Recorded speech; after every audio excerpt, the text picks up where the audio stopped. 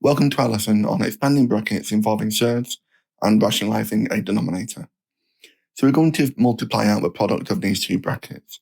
This means we're going to multiply the 7 by every term in this bracket, and then we're going to multiply the root 5 again by every term in this bracket. So we'll begin with 7 multiplied by 3, which is 21. Then we have 7 multiplied by negative root 5, which is minus 7 root 5. And then we'll move on to the positive root 5 term. So we have root 5 times 3, which is 3 root 5, and then the root 5 times negative root 5, which is negative root 25.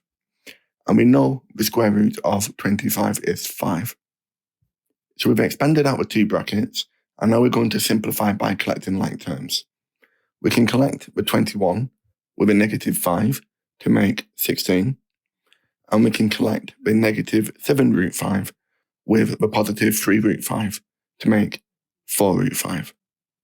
So 16 plus 4 root 5 is the simplified product of these two brackets.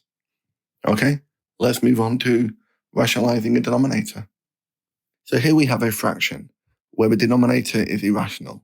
It is irrational because the square root of 2 is a surd. And we're going to rationalize this fraction and leave it in the form c plus d root e. So to rationalize the denominator, we need to use what's called the complex conjugate. So to understand the complex conjugate, if we're trying to make 1 minus root 2 rational, then we need to cancel out this surd. We can do this by multiplying it by positive root 2. And we can see how this rationalize it. We have 1 times 1, which is 1, and then plus 1 root 2, and then a minus root 2, and then the negative root 2 squared, which is 2. And you can see this positive root 2 will cancel with a negative root 2 to make 0. So we have 1 take away 2, which is negative 1. And this is rational. Another example of a complex conjugate, if we had a plus root b, well, the complex conjugate would be a minus root b. Because when you multiplied out the a minus root b and added it to the a plus root b,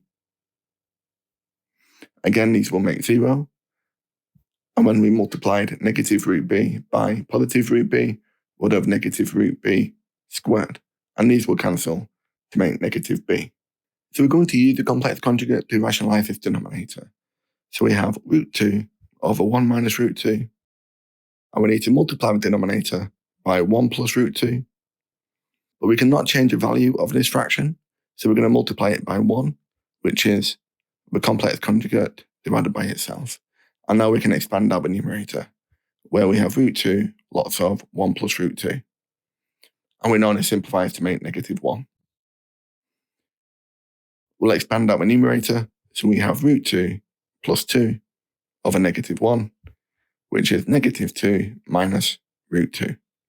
And we can compare it to what's in the question, where c is negative 2, d is negative 1, and e is 2.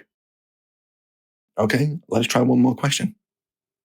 So do you want to try and rationalize the denominator in this fraction and leave the answer in the form of a plus b root 7? You can pause the video and resume it when you're ready. So we'll begin by identifying the complex conjugate, which is minus 2 minus root 7. So we'll multiply the numerator and denominator by this. And I can multiply the brackets in the numerator, and I'll do the same for the denominator.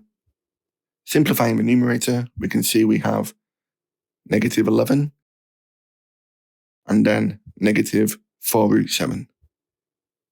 And for our denominator, we have negative 7 plus 4, which is negative 3. And the minus 2 root 7 will cancel with a positive 2 root 7 to make it rational. And we can simplify this fraction by taking out the negative. So a is 11 thirds, and b is 4 thirds. Okay, thank you for watching, and I hope you found that useful. Thanks again, and take care.